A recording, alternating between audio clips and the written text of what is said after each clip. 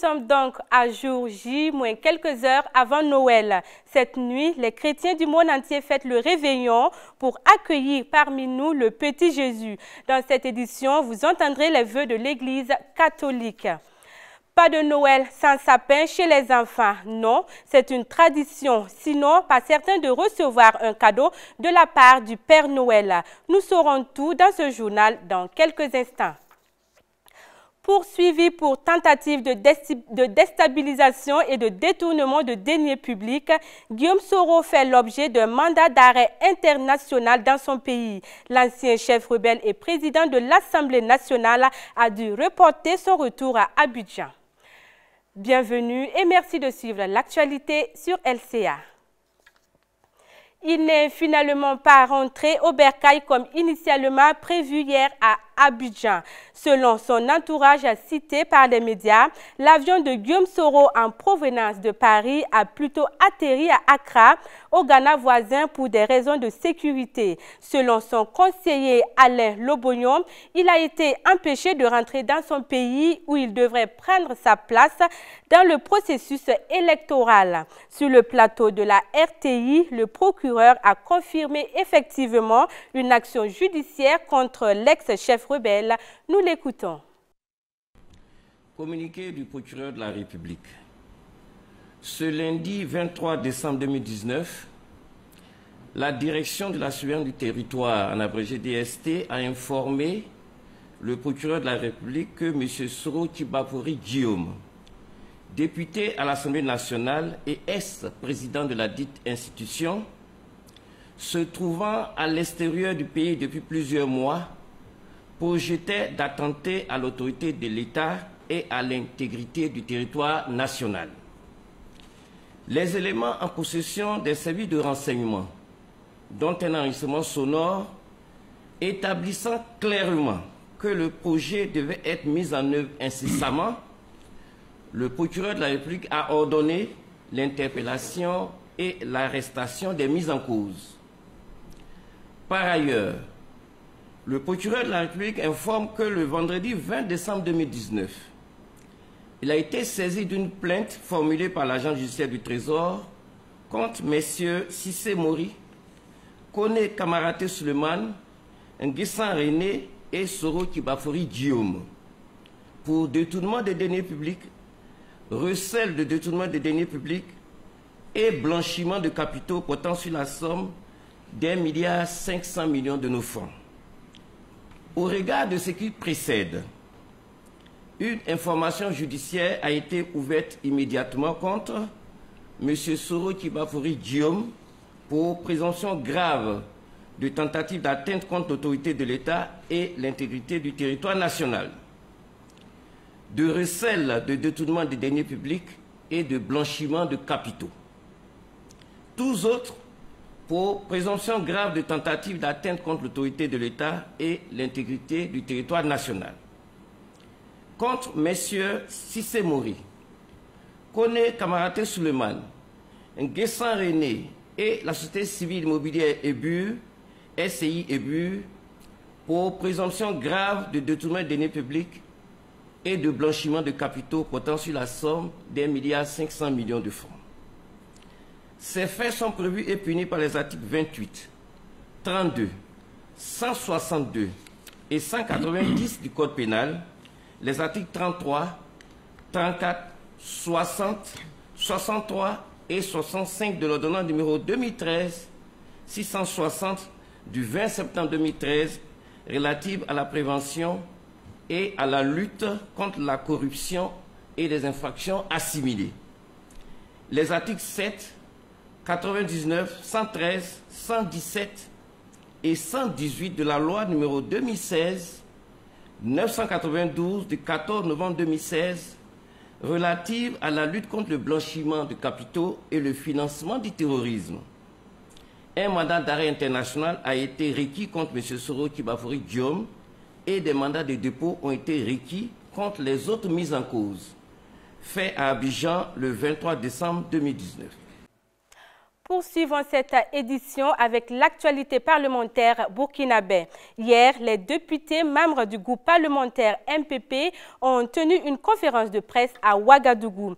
Objectif, faire le bilan de l'activité parlementaire de l'Assemblée nationale. C'est un reportage de Bachirou Sawadogo et de Alimata Ouedraogo avec la voix de Gilles Dasda. Au groupe parlementaire MPP, l'heure est au bilan. Cette année, l'activité parlementaire a été intense, donnant naissance à des mouvements d'humeur, notamment sur la question de l'IUTS. La généralisation au niveau de l'IUTS, vous savez que ce qui nous a guidés au niveau de l'Assemblée nationale, c'est un souci d'équité et de justice. Parce que jusque-là, c'est le privé.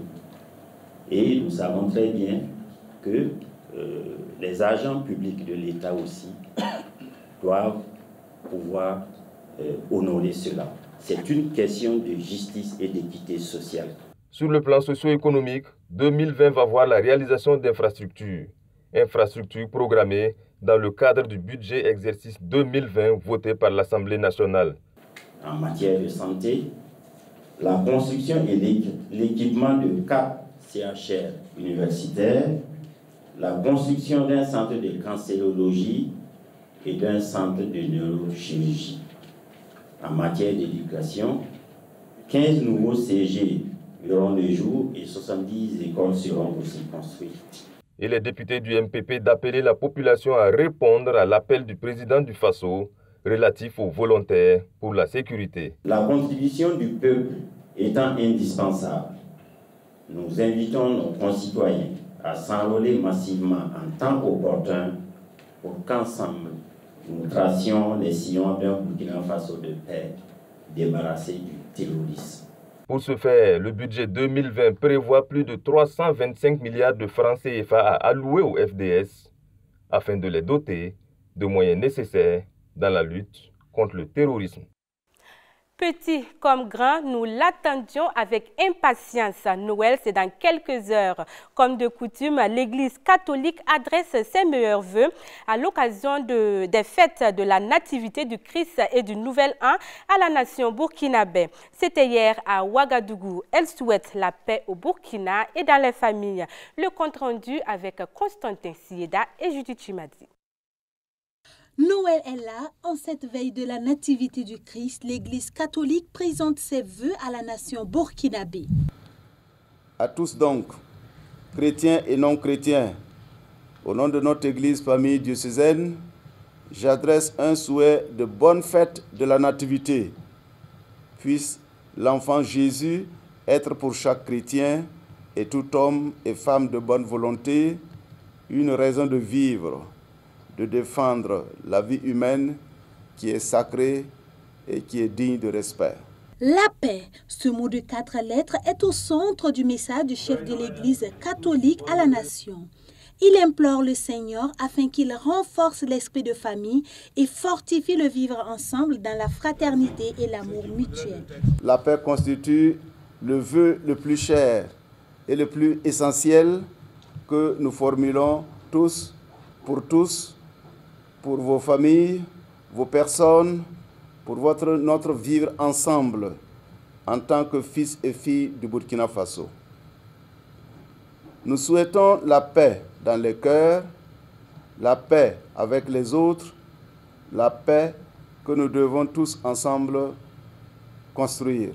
Et le cardinal Philippe Ouedraogo de dresser le bilan des activités de l'année finissante. Un bilan satisfaisant et cela, précise-t-il, grâce à l'implication de tous les Burkinabés. Et pas question d'imaginer Noël sans sapin chez nos bouts de chou. Depuis plusieurs années, le sapin a pris de la place au sein de plusieurs cellules familiales. Les enfants autour de ces arbres espèrent des cadeaux de la part du Père Noël.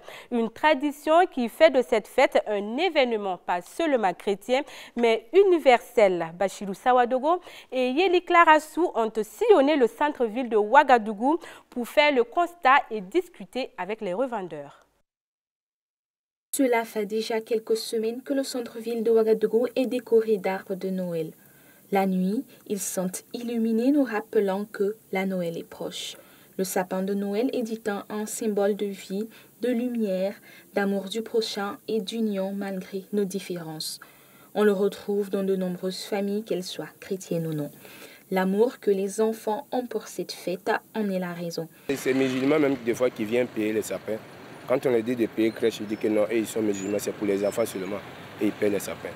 Dans un contexte sécuritaire particulier, un vendeur de sapins nous dit ce qu'il espère pour le Burkina Faso en ces fêtes de fin d'année.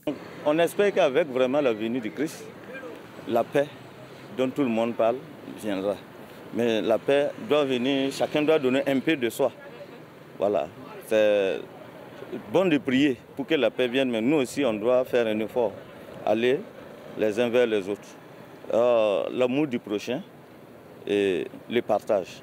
Et la fête de Noël, c'est ça. Nombreuses sont les personnes qui disent que le sapin n'a aucune valeur religieuse, encore moins chrétienne, et qu'elle vient d'une fête païenne.